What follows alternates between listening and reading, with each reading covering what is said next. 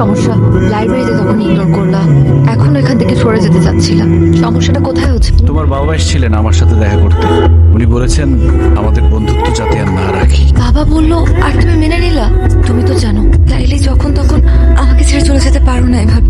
দেখো ঈশা, আমি আসলে কমিটমেন্টের মূল্য দিতে চাই। আমরা সারা জীবন একজন আরেকজনকে ভালোবাসবো, কিন্তু তোমার বাবা যে বলল আমাদের মধ্যে নাকি কোনো ভালোবাসা নেই, যা আছে সব তোমার মোহ। একটা সময় মোহ কেটে গেলে আর ভালো লাগবে না আমাকে। আমাদের বিচ্ছেদ মেনে নিতে পারি, কিন্তু একসাথে থেকে আমাদের দূরত্ব আমি মেনে নিতে পারবো না।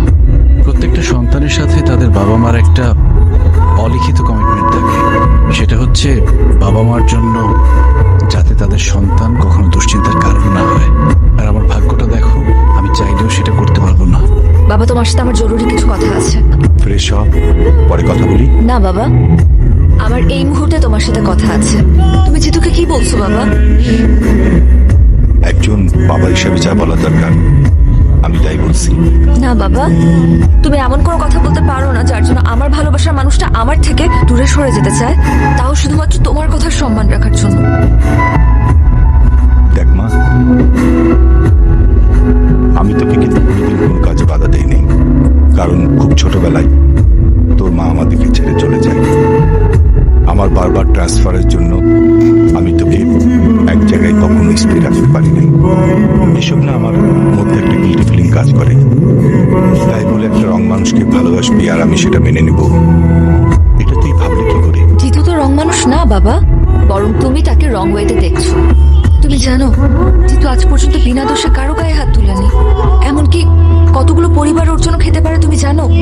বিনা পয়সায় কতগুলো মেয়ে ডিগ্রি পাস করছে। আমি সিদ্ধান্ত নিছি তোর ব্যাপারে জিতুর সাথে কথা বলবো। তুই ওকে ডাকবি। আল্লাহ আজকে থ্যাংক ইউ বাবা, আমি এখনই কল দিচ্ছি। Yes!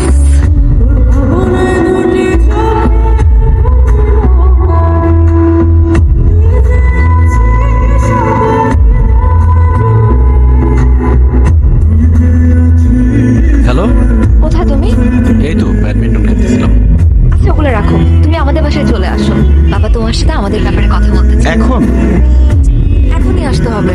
তুমি বরং আমাদের সাথে এসে ডিনার করো, একদম দেরি করো না, ওকে? আচ্ছা ঠিক আছে, আসতেছি।